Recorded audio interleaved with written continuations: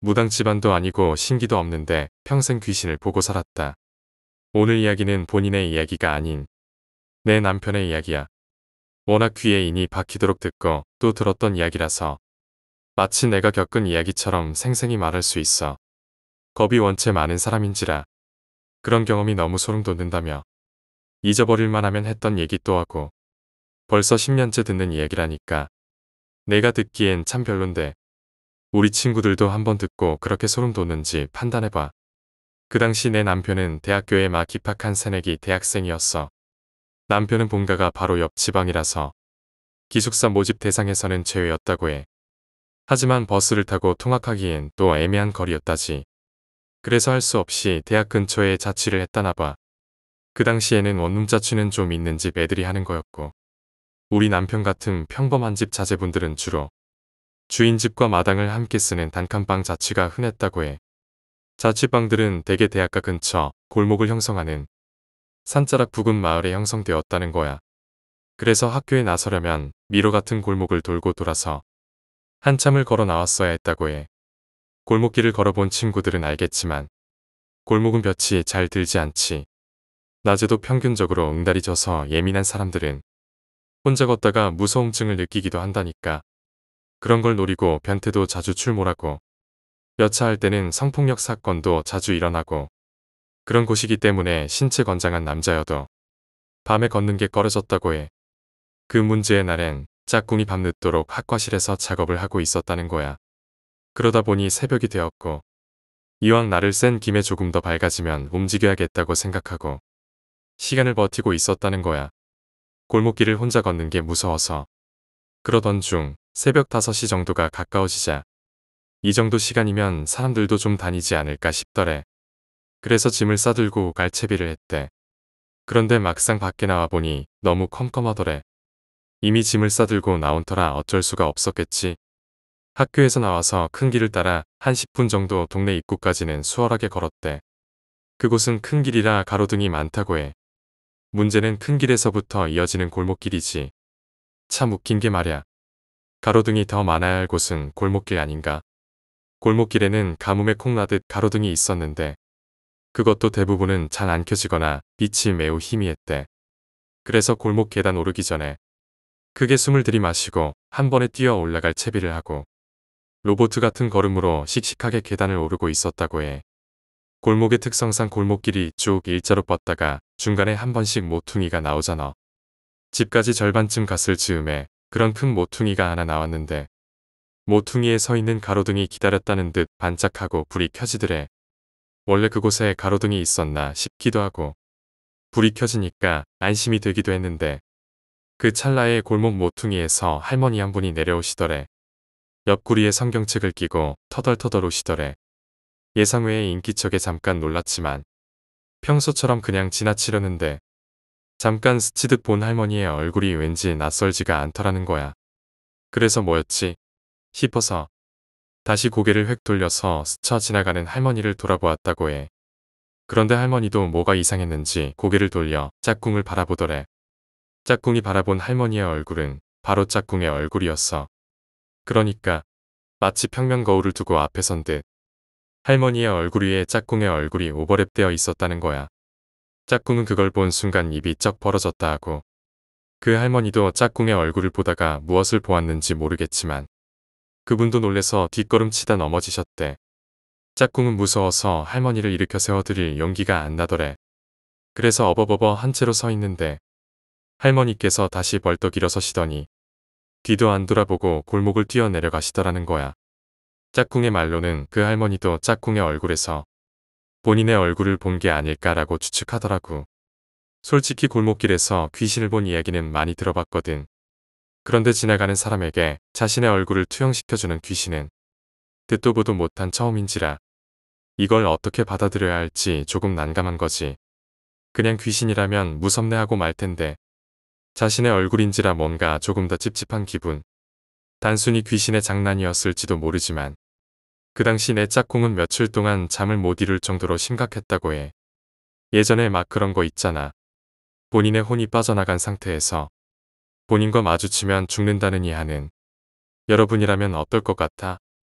귀신이 무서울까? 본인의 얼굴을 한 상대가 더 무서울까?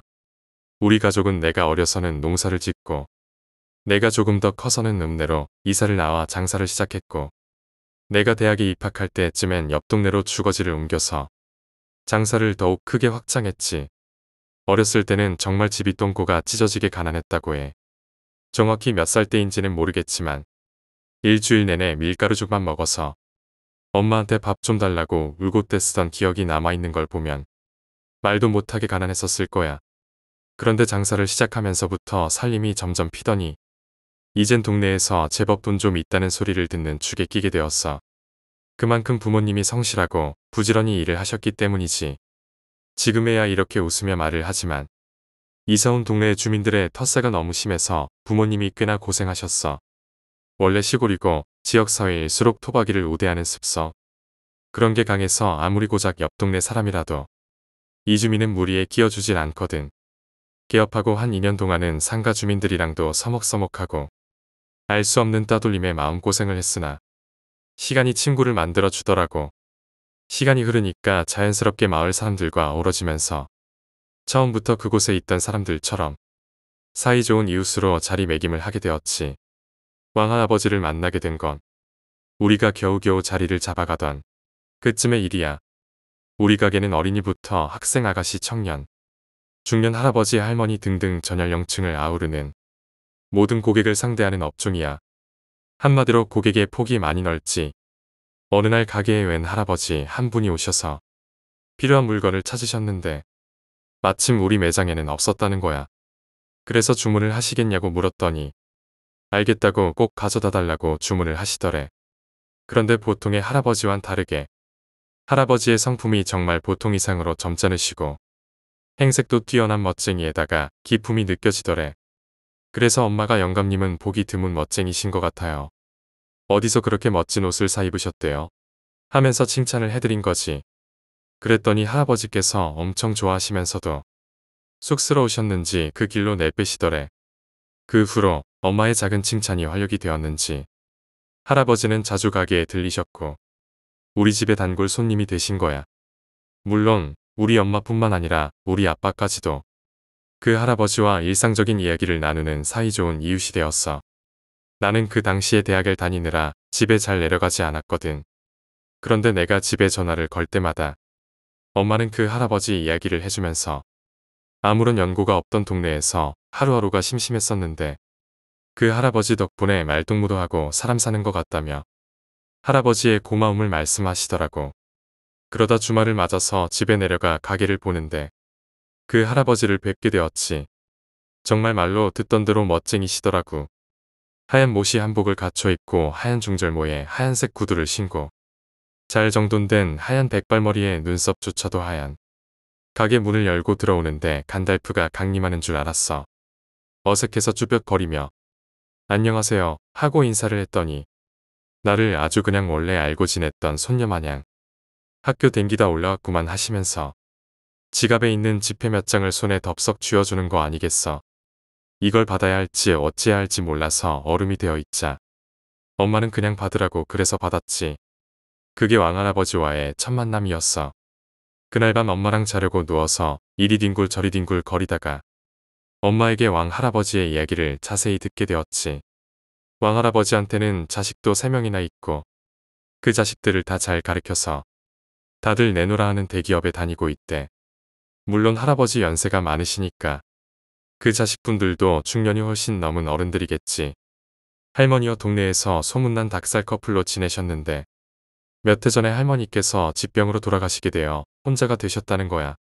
그런데 하나둘 나이가 먹어가다 보니 할아버지가 적적하기도 하고 외로웠던 거지. 돌아가면서 1년씩이라도 자식들하고 함께 살고 싶다는 의사를 밝혔더니 그 다음부터는 자식들이 약속이나 한 듯 명절에 아무도 내려오지 않더라는 거야.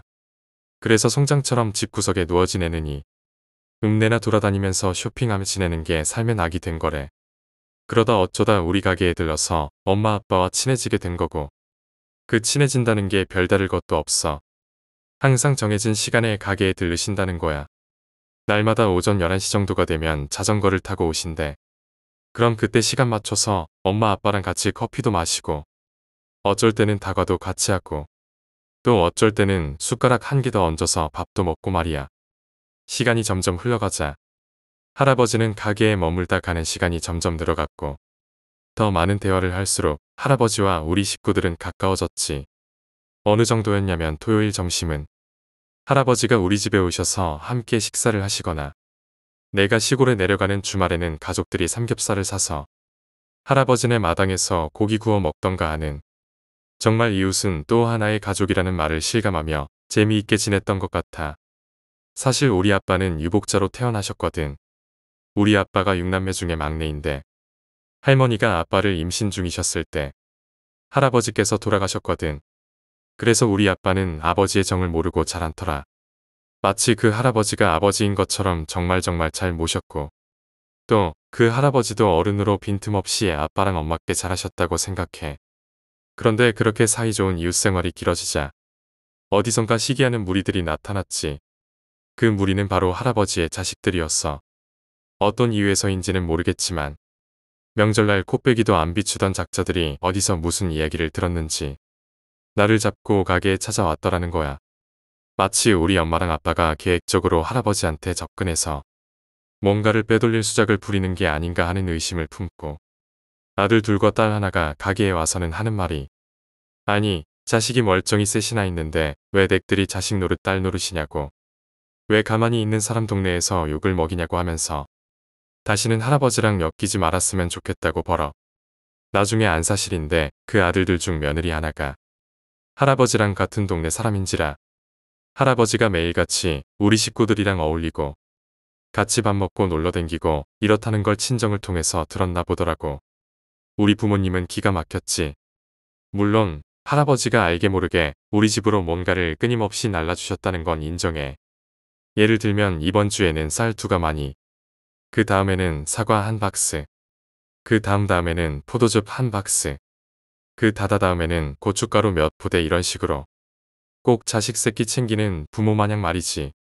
그런데 문제는 우리 부모님도 그걸 그대로 받기만 한 분들이 아니라는 거지. 할아버지 모시고 가서 겨울 패딩 사드리고 할아버지네 겨울 동안 쓰실 기름 3통 넣어드리고 따뜻하시라고 옥장판 넣어드리고 눈이 잘 안 보이신다고 하니까 안경점에 가셔서 돋보기 새로 맞춰드리고 전화가 잘 안 터진다 하니까 전화기 바꿔드리고 내가 보기엔 정말 주거니 받거니 전래동화에 나올 만큼 사이좋게 잘 지냈던 것뿐인데 말야. 우리 엄마는 그날 아랫목에 들어누워서 밤새 끙끙 앓더라고. 난데없이 들이닥쳐서 사람을 꽃뱀 사기꾼 취급을 하며 그것도 3명에게 둘러싸인 채로 그 막말을 들었으니 제대로 된 해명을 하지도 못했거든. 그 이후로 한동안 왕할아버지는 걸음이 뜸하셨다고 해. 같은 동네 분들께 들리는 말로는 화병으로 앓아 누웠다고도 하고 감기로 오래 아팠다고도 하더래. 아빠는 걱정이 되어서 들여다보려고 했는데 엄마가 소스라치게 놀라면서 그러지 말라고 괜히 남의 집가정사에 우리가 끼어서 더는 오해받는 일 없게끔 하자고.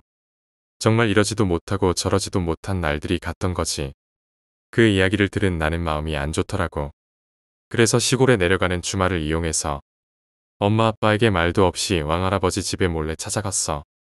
갔더니 정말 2주 정도 되는 사이에 뭔 일이 있었는지 몰라도 완전 5년은 더 늙어버린 거 있지. 완전 깔끔하시고 멋쟁이던 분이 자기를 돌볼 겨를도 없었는지 머리는 산발에 옷은 땀내가 풀풀 나고 밥은 대충 물에 말아 드시는지 냉장고에 반찬은 다 말라있는 거야. 할아버지께서 정말 힘겹게 일어나서 하시는 말씀이 너희를 다시 볼 면목이 없다고. 자식들이 다 커버려서 혼을 내도 듣는 나이가 아닌지라 어떻게 가르칠 방도가 없다는 거야. 할아버지께서 젊은 시절 마도로 쓰셨대. 그래서 돈은 무지무지 많이 벌어서 집안은 윤택했는데 자식들과 오랜 세월 떨어져 살다 보니 아버지로서의 정은 거의 없어서 자식들이 커가면서도 대면대면 했다는 거야. 생각해보니 자식들 입장에서는 그런 아버지가 이제 와서 가까이 가족처럼 살자는 것이 부담스러울 수도 있겠더라고. 암튼 할아버지는 지금 당장 현금은 얼마 없고 산이랑 밭이랑 논이랑 집이랑 이런 것들이 좀 있는데 혹시 그걸 야금야금 팔아서 우리 집에 갖다 바치는 줄 알고 자식들이 파르르 분노해서 그 난리굿을 친 거더라고. 그래서 할아버지께서 오히려 니들한테 받은 것보다 저쪽 아범한테 얻어먹고 입은 게 곱절은 많다고 고래고래 화내시고 그러셔서 자식들이 오해를 풀고 다시 올라가셨다고는 하는데 실제로 어떤 대화가 오갔는지는 내가 모를 일이었지. 할아버지 집에 다녀와서 부모님께 할아버지가 몸져 누워 계시더란 말을 드리자 아빠는 놀래서 차로 달려가서 할아버지를 모시고 병원에 입원시켰어. 그리고 다시 예전처럼 자주는 아니지만 우리는 여전히 주말에 같이 밥을 먹고 종종 커피타임을 가지고 또는 할아버지네 비닐하우스를 빌려서 주말 농장도 짓고 재미나게 보냈지. 그런 세월이 한 해가 가고 두 해가 가자 우리를 이상 야리꾸리하게 생각하던 자식들의 오해가 풀렸는지 큰아들이라는 남자가 명절에 찾아와서 전에는 정말 미안했다며 과일 상자를 들고 왔더라고. 그때 내가 옆에 있었는데 우리 아빠가 말하길 우리는 식구라고 해봤자 우리 부부랑 딸 하나밖에 없다. 아버지는 예전에 돌아가시고 어머니도 몇 해 전에 돌아가셔서 이웃을 사귄다는 게 참 좋다. 실제로 아버님이라고 생각한다면 오바겠지만 나보다 어른이 있다는 게 늙어갈수록 좋은 거더라. 앞으로 자주자주 연락하자. 뭐 이렇게 말씀하시더라고. 그렇게 오해도 다 풀리고 하루하루가 행복한 날들이 흘렀어. 그런데 있잖아. 사람이 마냥 행복할 수는 없는가 봐. 그날도 주말이었거든. 원래는 주말이면 할아버지가 우리 집에 오시던가 우리가 할아버지네 집으로 놀러를 가던가 하는데 하필 그 주가 우리 외할머니 생신이셨어. 그래서 외갓집 식구들이 모두 모여 1박 2일로 놀러를 갔단 말이야. 물론 왕할아버지껜 우리 놀러 다녀오니까 오늘은 목욕 다녀오셔서 이발하시고 그냥 집에 계시라고 일러두었지. 우리 가족은 남해 어딘가 펜션을 잡아서 하루 종일 지지고 볶고 먹고 마시며 놀다 보니 곧 밤이 되었지. 엄마 아빠는 일찍 주무시고 잠이 오지 않던 나는 뒹굴뒹굴 거리며 엄마 옆에서 테레비를 보고 있었어. 잠을 곤히 자던 엄마가 벌떡 강시가 일어나듯이 말 그대로 벌떡 일어나더니 핸드폰 내놔봐 하시는 거야. 갑자기 웬 핸드폰 타령인가 싶어서 엄마 꿈꿔 써 하고 배시시 웃었더니 내 머리통을 주먹으로 완전 세게 후려치면서 아 진짜 휴대폰 달라고 이년아 하는 거야. 그래서 뭐지? 자다 말고 이게 뭐하는 짓인가 나는 정말 억울했지만 한 대 더 맞기 전에 얌전히 휴대폰을 찾아드렸지. 엄마는 어딘가로 막 전화를 거시더라고. 아마도 상대가 안 받는 모양. 그래도 연달아 2번, 3번, 4번 차례까지 거시더니 갑자기 어딘가로 전화를 걸어서 이장님 누군지 알아? 그 동네 이장님 번호 알면 나 좀 가르쳐줘. 나는 갑자기 싸한 느낌에 사로잡혀서 엄마 대체 왜 그래? 라고 물었어. 엄마는 손을 후들후들 떨면서 굉장히 흥분된 사람처럼 진정을 못 하시더라고. 전화번호를 받아 적더니 동네 이장이라는 분께 전화를 하는 거야. 안녕하세요. 이장님이시죠? 늦은 시간에 정말로 죄송한데요. 왕할아버님 댁에 한 번만 가보시면 안 될까요? 제가 멀리 나와 있는데 아무래도 이상해서요. 전화도 안 받으시고요. 제발 부탁드립니다. 이러는 거야. 나는 그제서야 짐작이 되면서 가슴이 철렁 내려앉더라고. 단지 엄마가 나쁜 꿈을 꾸었을 거야. 그냥 걱정이 돼서 그랬을 거야. 안 좋은 생각을 하지 않으려고 했는데 이윽고 다시 걸려온 전화에 우리는 부랴부랴 짐을 챙겨서 집으로 다시 가야만 했어. 이장님이 할아버지 댁에 찾아갔더니 집이 환하게 불이 켜져 있더란다. 마치 누군가 찾아올 것처럼. 그래서 안에 계시나 보네 싶어서 초인종을 눌렀는데 대답이 없더래. 대문을 슬쩍 열어봤더니 그냥 열리더래. 마찬가지로 현관문도 잠궈두질 않아서 그냥 열리더래. 집에 들어가 봤더니 하얀색 두루마기에 모자까지 쓴 채로 소파에 앉아 돌아가셨더래. 처음엔 할아버지가 그렇게 앉아 계신 채로 테레비를 보고 계신 건 아닌지 생각했는데 불러도 기척이 없고 흔들어도 미동이 없어서 피부를 만져봤더니 살아있는 사람이 아니었다지. 그렇게 왕할아버지는 돌아가시게 되었어. 차를 타고 집으로 돌아가는데 정말 기다렸다는 듯이 비가 퍼붓더라고. 정신없이 부랴부랴 할아버지의 장례를 치르게 되었고 우리는 틈나는 대로 장례식장을 오가며 일손을 도왔지. 그런데 탈상을 하루 앞둔 새벽 할아버지 자식분들이랑 우리 엄마 아빠랑 술잔을 주거니 받거니 하며 할아버지와의 추억을 곱씹고 있던 중 큰아들 되는 분이 엄마에게 묻더라고. 그런데 그 시간에 아버지 돌아가신 거 어떻게 알았냐고.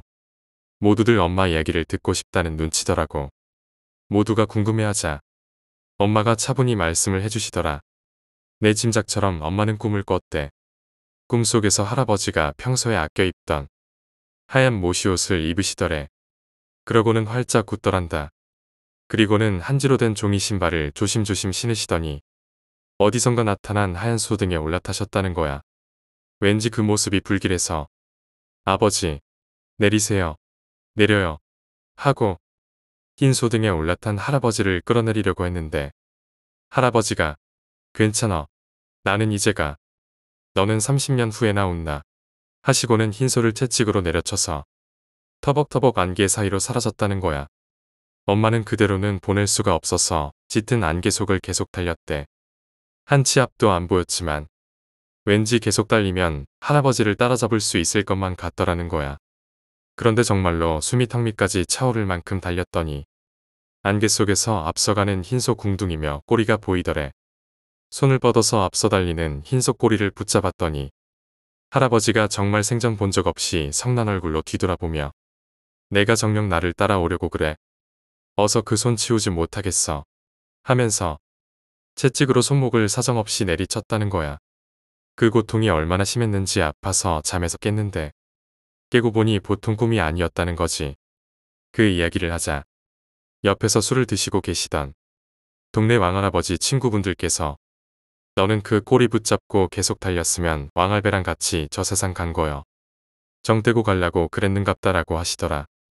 어쨌든 저쨌든 그렇게 왕할배는 우리의 곁은 떠났고 한동안 우리 부모님은 많이 슬퍼하셨어. 그리고 한두 달이 흘렀나 할아버지 집을 처분하겠다고 자식들이 이것저것 짐을 정리하다 발견했다며 우리 부모님께 통장 한 개를 내밀더라고. 보니까 할아버지가 고추 팔고 마늘 팔고 할 때마다 차곡차곡 모았는지 푼돈을 조금씩 모아서 500만 원을 모으셨더라고. 그 통장을 왜 우릴 주냐고 했더니 통장 맨 앞칸에 삐뚤빼뚤한 글씨로 땡땡어멈 신혼여행 이렇게 적혀 있는 거야. 언젠가 우리끼리 놀 때 엄마가 신세 한탄 반 농담 반으로 나는 여지껏 신혼여행도 못 가보고 살았다고 그런 말을 한 적이 있었대. 왕할아버지는 우리 엄마를 친딸로 생각했는지 그걸 기억하고 있다가 돈을 모으셨던 거였어. 자식분들이 그건 꼭 우리 엄마께 드려야겠다며 내미는 걸. 엄마는 한사코 거절했어. 정말 그럴 의도가 아니었다고. 그러자 자식분들께서 이제는 본인들도 오해였다는 걸 다 안다고. 아버님 집을 정리하다 보니 땡땡 엄마 손 안 탄 곳이 없더라면서. 그래서 그 통장을 엄마는 받게 되었고 정말 그날 우리 엄마는 가게 화장실에 쭈그려 앉아서 눈물 콧물이 범벅이 되도록 우셨어. 그리고 예전에 엄청난 폭우로 산사태가 나고 집안이 내려앉고 그랬잖아. 왕할아버지 무덤이 좀 비탈진 곳에 있었는데 비가 계속 오면서 무덤이 허물어졌거든. 다행히 관까지 밀려나가고 그런 건 아니라서 다행이었는데 엄마가 너무 걱정이 된다고 그래서 그 돈으로 포크레인 불러다가 주변 정리 다시 깔끔하게 하고 잔디 새로 깔고 비석 큰 걸로 떡하니 올려놓고 묘송 사다가 예쁘게 박아놨어. 동네 사람들이 뭐 그렇게까지 하냐고 뭐라고 했지만 우리 엄마는 나중에 죽어서 할아버지 만나면 칭찬 많이 받을 거라고 엄청 뿌듯해 하셨어. 오늘 이야기는 정말 무섭지도 않고 별거 아닌 이야기네. 근데 나에겐 사연이 있는 이야기인지라 말하면서 몇 번 울컥했어. 엄마랑 둘이 자려고 누울 때 왕할아버지 이야기를 자주 하거든. 엄마 생각엔 할아버지가 옷을 다 갖춰 입고 소파에 앉아 있던 게 아직도 마음에 걸린다고 하셔. 그날 아무래도 우리가 일찍 돌아와서 집에 들를 거라 생각하신 건 아니었나 싶다고. 그래도 꿈에서라도 그렇게 인사하고 가셔서 참 고맙다고. 이야기를 요약하자면 남편은 골목길에서 자신의 얼굴을 한 할머니 귀신을 만나 서로를 바라보고 놀라는 경험을 합니다. 남편에게 큰 충격을 주었고 그 이후로도 오랫동안 잊혀지지 않는 사건으로 남았습니다. 가족과 왕할아버지와의 깊은 인연에 관한 것입니다. 왕할아버지는 가족과 매우 가깝게 지내시며 서로에게 큰 의미가 되었습니다. 하지만 할아버지의 자식들이 오해로 인해 가족을 사기꾼으로 몰았고 이후 할아버지가 돌아가시기 전에 엄마가 꿈을 통해 그 사실을 알게 됩니다. 할아버지의 장례 후 가족은 할아버지가 모으셨던 돈으로 신혼여행을 갈 수 있게 되고 나중에는 할아버지 묘지를 정비하는 데 사용합니다.